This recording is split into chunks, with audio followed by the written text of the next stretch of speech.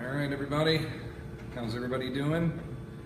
We're going to get going here in just a minute, but just a reminder, my wife is still very pregnant, so I'm keeping my phone on just in case she should call and say it's go time. I will be ready to roll. In case anybody misses this or you want to share it with anybody, I will record it and post it for later on, and then we'll go ahead and start diving into this. All right, so not too long ago, or maybe a month ago, I posted a little table that I put together, you'll see here in just a minute, that I put together on kind of the basic idea of a mistake that personal trainers make. And it's a big one, and this first mistake, right when they start off, it starts snowballing into all these effects that has like a long-term massive effect. And so this is something that I'm writing an article on now for the NSCA PTQ, and it's something that I've been working with people and kind of consulting on a while, and I thought it'd be good to kind of get out here in front of everybody and get a little video clip of this in to explain myself a little bit in the direction of it. So basic idea, the biggest mistake that personal trainers do and how not to do it. And really, as you go through this, you're gonna be like, okay, this is a lot of things. But it's one really big mistake. So the growth of the industry or the growth of the personal trainer, here's the typical kind of snapshot of the typical personal trainer kind of seen through the consumer's eyes, right? They like to exercise. In most cases, they're good at exercising. On occasion, they'll get certified. You'd be surprised how many personal trainers work in this industry that are not certified. It's estimated about 60% are, so that's leaving about 40% that are not certified. They start training typically on a part-time basis to supplement some additional income to kind of work around their college schedule or another primary job that they have as they kind of start into the industry, and typically they're not very successful. One of my best mentors I've ever had when I first started into this industry, he talked a lot about how a part-time effort will give you a part-time result. So when you're starting off with this, even though you're not capable of working a full-time schedule yet, it's the mindset of I'm working full-time, I'm giving a full-time commitment to this profession to really make it a reality, okay? So if we come into it with a part-time mindset, typically we're not gonna be very successful. If they had a certification, once it expires, they kind of let it go. They really don't focus on continued education. They feel like they're in the field already, they got it to start their job and now they're good.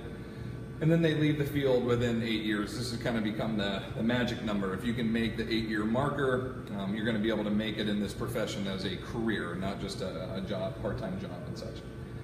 We see this a lot. It's one of the fastest growing professions in this industry as we look at over the next 10 years. I think this started in 2012, this quote came out. So basically 2022-ish, right around there, we're supposed to grow by 25%. What we're not looking at though is how the industry is not creating a big enough retention of personal trainers. We're actually shrinking by 30% during that time. So you can look at that as two ways. You can look at it as we're trimming the fat of personal trainers, so to speak. We're getting rid of the ones that don't really want to be here in the first place. And that's one way of thinking about it. The other way I look at it is we have 320 million people in this country. More than half of them have some kind of physical limitation. More than half are willing to invest in additional resources to help benefit their health and their fitness. So we're looking at least 150, 160 million people that could afford personal trainer, and they're willing or in the need of personal training. And we always talk about being the front line of helping people pursue this health and improving their health. And yet there's only, statistically, 255,000 of us working in the United States right now. So if we did the math on that, that's 400 clients per person, which obviously we don't have for most of us. But my point is, the bottom line is we need trainers. We don't want to get rid of anybody, in my opinion. I don't want to trim the fat. I want everybody to step up, right? And the reason that we're losing people is because they start into this industry doing what I'm going to refer to as common practice, okay? Because I see other trainers doing this, I read about it, I read their Facebook posts, I see all these trainers that are making $25,000 in their first month of ever being open, and they're going to teach us how to do it. All of these systems and these approaches and these self-promotions that, in my opinion, are not reality. They're not truth. And some of these systems work really well and some of them don't, but bottom line is we are the crockpot of this industry, in the sense that it takes a long time to build a reputation and a product to sell, and a product that is reputable, that other people want to refer it. And so it takes time to build something to the point where we're like, okay, now we have a really good product that we can go out and market. And that's one of the big mistakes. Okay, that's one of the things we're going to jump into. So because we have this funnel down effect right now where most trainers aren't able to make it, they're jumping the gun, they're starting off, they're trying to get people in, but they don't really know what they're doing yet. We have this kind of rotational kick out, if you would say. As we're kind of rotating down this funnel, we're kicking out all these other trainers of people we could actually really use, and people that would make this industry stronger. Okay, so we don't really want it to funnel down too much, in my opinion. We need more people in here.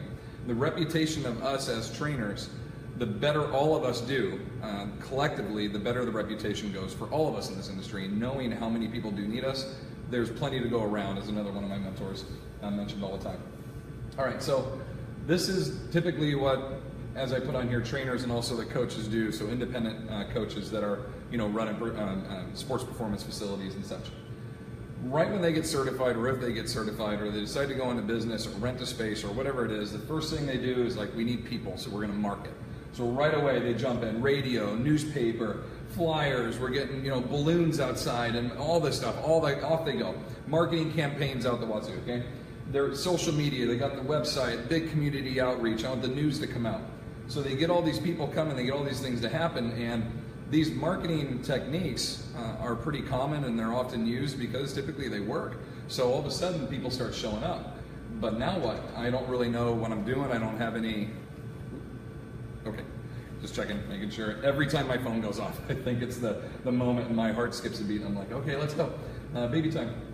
All right, so people start to show up, and they don't have a system. They don't have a process. They don't know how to do paperwork. They don't know how to do an assessment. They don't know how to go through initial consultation. How do I build a workout? Like all these things, they jump the gun because they need money, because they need clients, right? So right away, people start coming in, issues start coming up. They are now in a constant state of troubleshooting, which basically means as issues and problems come up, you're just in the moment of trying to fix them, okay? Which is not great. The product that is your service, is completely unmastered because you haven't trained anyone yet. You don't really know what you're doing. And I don't mean it as like, oh, I read the book and I aced my test. There's a difference between knowing content and applying all of that as a trainer. There's a huge difference. You need experience, you need shadowing, you need mentoring, you need guidance, you need to progress and work with healthy, non-physical limitation-based clients to start to kind of learn. You can't just get thrown right into a lot of these things, right? You get thrown into a client with a hip replacement or a bad back or something, you don't really know what to do with them yet, right? So this is how this process starts, is we market, people come, and then now, right from the get-go, systems are not going well, my product does not speak for itself, I don't really have a great experience, or have clients leaving here saying, boy, that was fantastic, because I don't really know what I'm doing yet. So the value and my professionalism, two things I'm going to hit on a lot, neither one of those are very high. And in an industry that is 99% referral based, okay, the ability for one of our current clients or previous clients to say this was a great experience, to refer and send people our way. We've had people that come in, they train for 6 months or 12 months, they get ready to go do an event or a culminating event, or they have something come up, and off they go to do it, and they take a break from training. Well, even though the experience that they had was fantastic and they're not currently training here, we still get referrals from them, right? So this whole process, even though they're training with or with not, 99% of our business comes from referrals. And so if we have people leaving here, or leaving this facility, or our impromptu facility here, with a bad experience, with a bad taste in their mouth, feeling like this trainer doesn't really know what they're doing, they're not going to go out and start to basically reflect on the process of saying, like, this is a great person or a great professional. The way that I want you to think of that too is, if you go out and have a good meal, you're going to tell everybody about how great the meal was. But if you have bad service and you have a bad meal, you are going to tell everybody, Facebook, Yelp, like we're all over it, right? We harp on the negatives and we seldom really support or highlight the positives. Same thing is going to go with this. If one experience is bad with a personal trainer, they're going to tell everybody about it, right? And so we have to be on top of our game. We have to be professional. We have to be, as the Cosgroves mentioned, Disneyland. Like every day you come in, it's got to be exciting and fun, okay? So in a constant state of troubleshoot, no mastered product, not a lot of professionalism, client retention really starts to suffer because of two things. We don't have trust in me, the professional, and we don't have value in the product itself. So is this person the right person for me? Are they giving me a good product? Are they giving me a good program? And do I trust the person to implement the right things? To say, you know, I have this shoulder issue, do these exercises, and it's not going to hurt me. Or the amount of weight that they're suggesting I use is going to be appropriate for me. So professionalism is huge in that sense. I need trust, I need value. I still have an unmastered product. Even though I've had some clients, I start to get some people coming in. We're getting to a point where I'm starting to figure things out a little bit, but still in a constant state of troubleshoot. Reputation has been really damaged, but at this point, it's still repairable. If I were to right the ship, so to speak, things could get better, okay? Affective connection, that's not a typo, affective. That is the ability to emotionally connect. Your three domains of learning. You have your psychomotor, which is your physical ability to perform a movement. You have a cognitive, is understanding what the movement is and why we're doing it. And then the affective is the emotional connection between the two, the trust, the value, all these other things we've been kind of hitting on. We have to have this affective connection or this relationship with people to really be able to say and have them refer to us as a true professional, and they would send their friends and their families and their loved ones to see us, right? So we're not really making that affective connection because they don't trust, they don't find value. And at this point, we're actually starting to get a slightly better product because we've screwed up so many times. We're learning along the way exactly what not to do. So we're struggling. We're starting to figure it out, but it's too late reputation-wise. We've had massive damage done. Business is bad all over. No trust, no value, no affective connection. Client retention is very, very poor. Referrals are non-existent. Professionalism and my ability to be known in the industry, even in this building or this gym that I'm working in, let alone to the neighborhood or to the city, is non-existent. I've spent all this money to get all my radio, newspaper ads, all this to rent space, to buy equipment, whatever else has come up, just to have permanent damage. And as I joke on here, it's unrepairable. Time to move to Boston or to Dublin or go somewhere else and start this whole thing over, because where you're at now, this is unrepairable. And though it might seem like it's a dramatization of what happens, this happens all the time. And in most cases, it happens really slowly over, 4 weeks, 6 weeks, all the way up to a year. And it's just this slow process of kind of downward plummeting as we start to go through all these steps. And you just don't know what to do in this industry to fix it. So on the other side of things, what should we do? So that is the big mistake. Basically, we jump too soon. We start marketing too soon without having a mastered product or the experience of how to do this job well, to build it to a point where it's no longer a job, it's our career path, okay?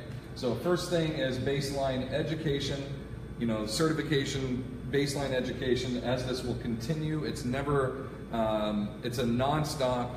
I've never achieved a level of education or knowledge that's just, I've got it all figured out. We're in a constant state in such a young industry. There's always something new.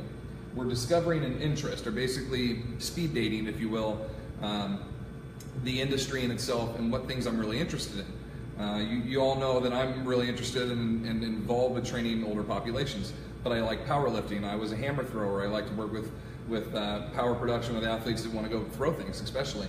We have interest in all these different areas, but what's the one thing that really, when you look at us all the way down to our core as a professional, what is the one thing that we look at and say, this is what I really want to be known for? I use Nike as an example all the time. Great marketing, number one, because their name isn't actually on their product. It's just a logo, it's a swoosh, which no one even knew what that was before. But when people see the swoosh, immediately they think Nike, and then they think of shoes, okay? And that product and that branding of excellence when it comes to shoes can now be put on a golf ball, a basketball, a football, a pair of socks, a polo, whatever it is, and we affiliate this high quality product, even though that's not what they originally did. They originally did shoes, right?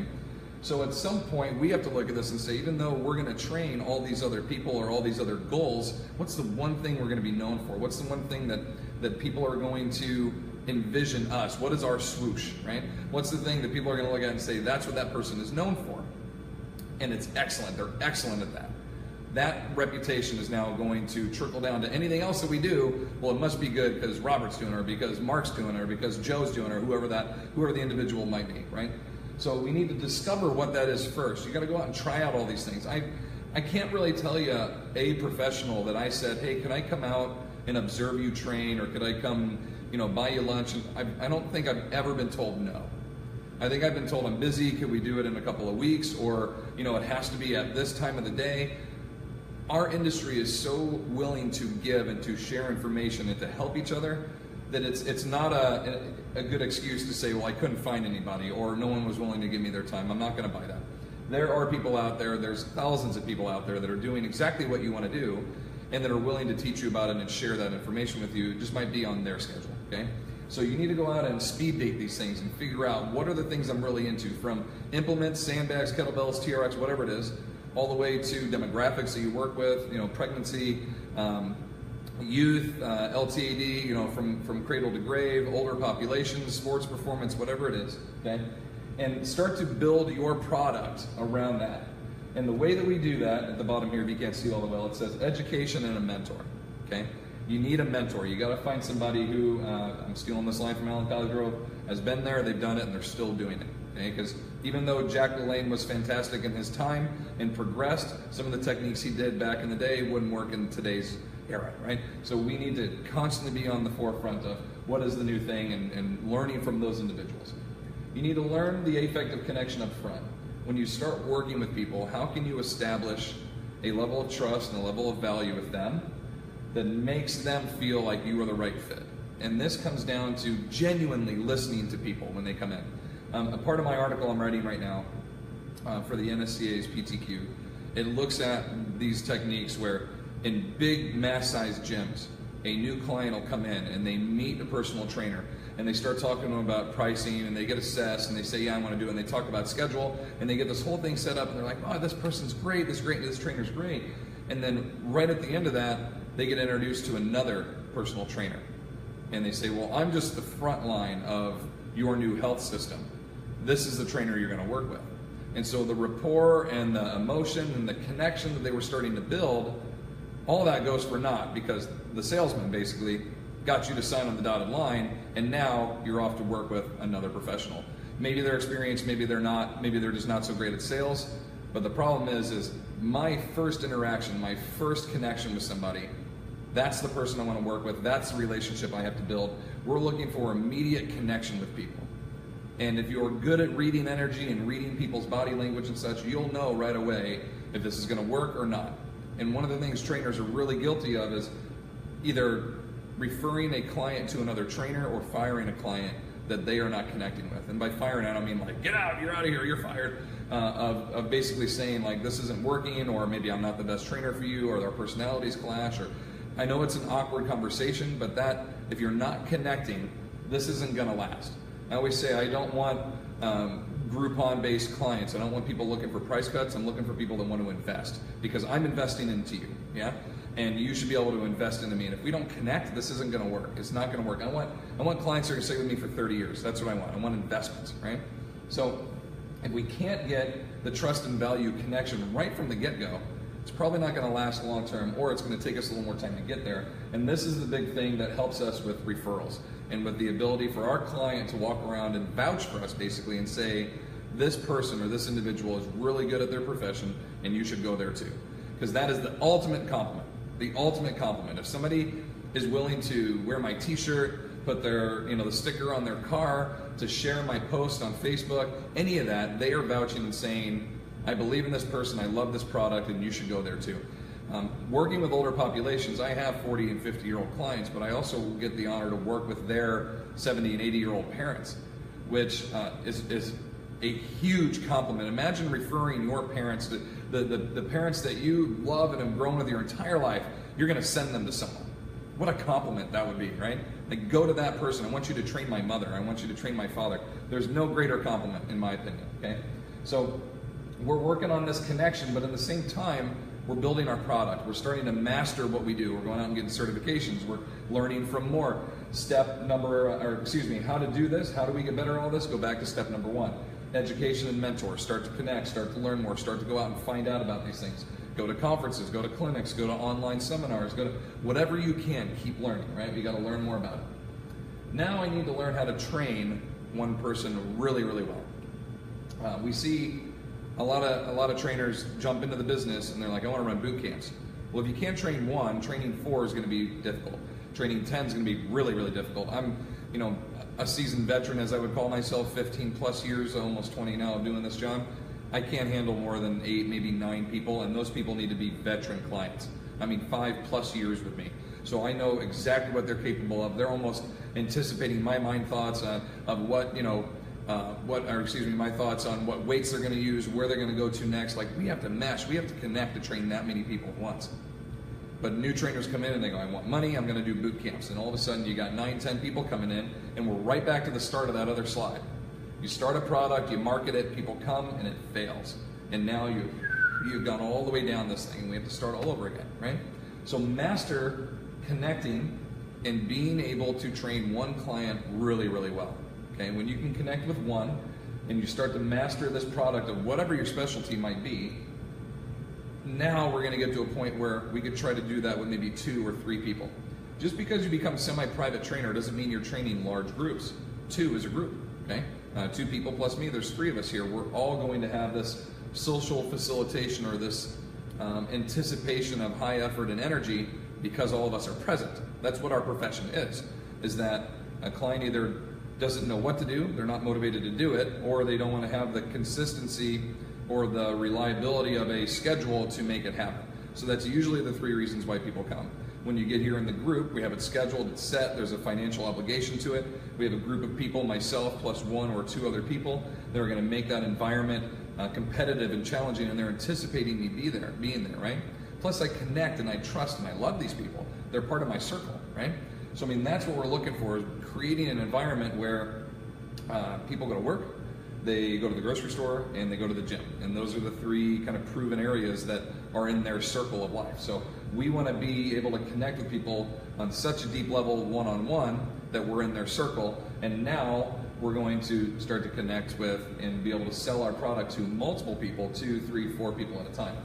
As I put on here, this says in very small type, this is an art form. It takes a long time to be able to train 2 people well, let alone 3 or 4. And at some point, you're going to know what your number is. I've had 10 people come in before and it's mayhem, and I'm like, oh my gosh, I hope nobody quits based on this one experience.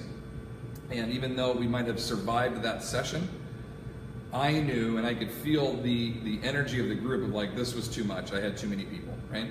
So you need to know your number, and the number doesn't always mean every hour I'm going to have 4 people, 4 people, 4 people. If it's brand new clients, it might only be 2. If they're veteran clients, maybe it's 6. You need to know your number of people you can work with per group and per time that you have.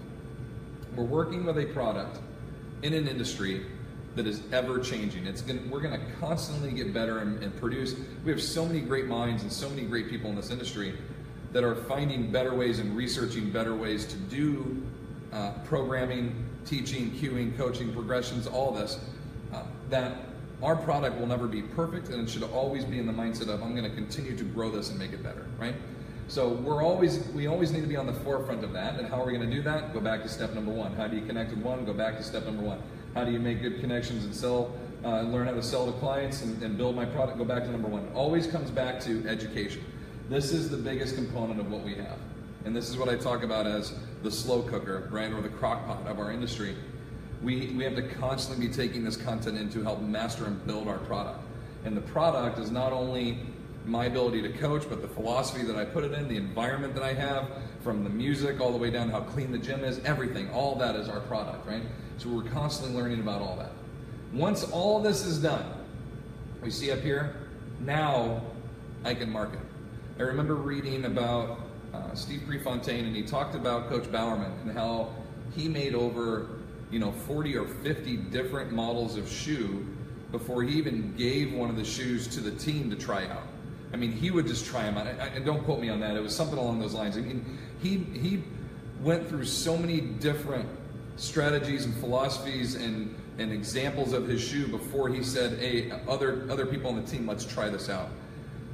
He had to build it, he had to perfect it, he had to get to a point where once it was perfect and it was durable and it was exactly what he wanted, then he started to market it, then he gave it a name, then he pitched it out to everybody else. So to stick with our Nike example, we need to build our product, have the ability to train one client, multiple clients, be a master of our ever-changing product that's going to progressively grow, and we need to change with it and be on the front of it, even contribute to that process.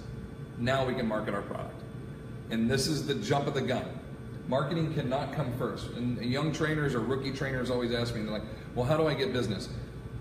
I'm not saying to just start training clients. Obviously, you're going to have to get people, right? You're going to have to do some marketing or work inside the gym that's already marketing or have high foot traffic or whatnot. But when you start investing hundreds or thousands of dollars into marketing campaigns to get all these people to show up and you don't know how to train yet, you need to start small. We need to slow cook this up to a point and build it up to. It might take a year, it might take 5 years, it might take 6 months.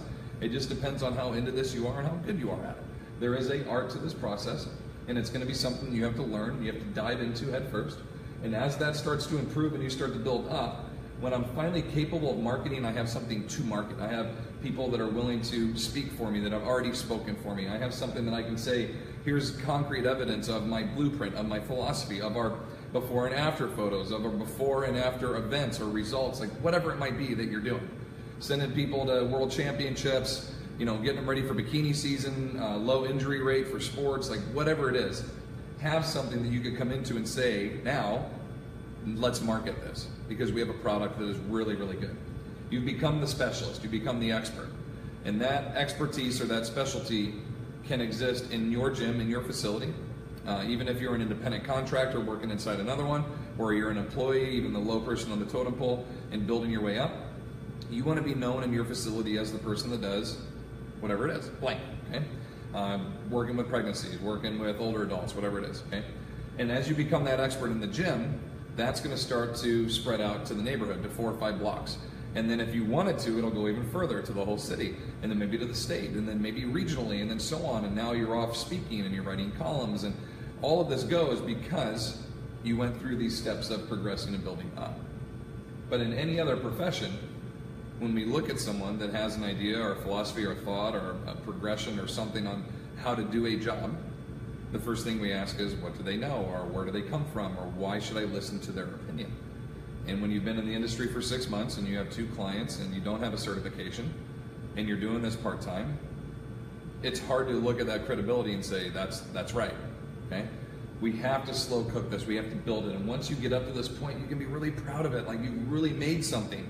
And this is how we get past that 8-year mark, because people are proud of your reputation and your effort, and you have to keep doing that. I know trainers that are afraid of telling their clients that they're going to conferences to learn, because they think they're just going to goof around.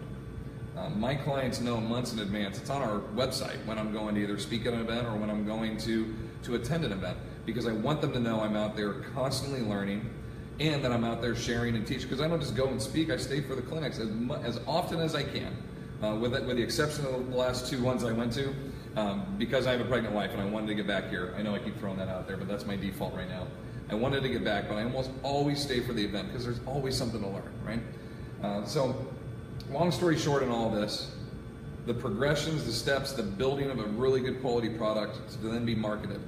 Okay, this is the process that will take that 255,000 personal trainers and hopefully build it to 500,000 or 1 million, or we need you. We need quality people. We need more people to stay in this industry, because too many jump in, they try it, they struggle, and then they bail.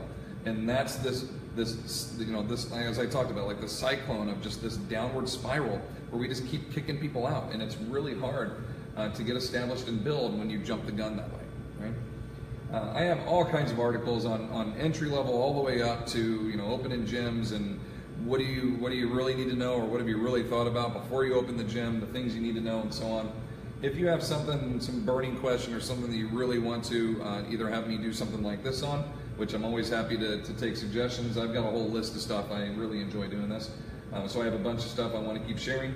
But if you have something specific, I can either just email me here, robertlinkle@gmail, send me a message on Facebook, I'm on LinkedIn, I'm on Instagram. Feel free to message me on there. ask me about this. If I have an article, I'll send it to you through the NSCA and our other PFP and some of the other publications I write for. I have plenty of ways to get you different content, or at least point you in the right direction of someone who's a better expert than I am at whatever that is, which a lot of people are. I definitely want to help you grow and help you find a way to stay in this profession, to be one of the elite, because we need you, okay? My personal information here, Be Stronger Fitness, Robert Linkle at Gmail, my phone number, and again, I kind of shared with you there how to get a hold of me. Any other questions, anything else that comes up, feel free to let me know. I hope you enjoyed this, and again, I'm always happy to answer any questions you might have. Thank you for attending. I hope you have a great day, and we'll talk to you soon. Take care.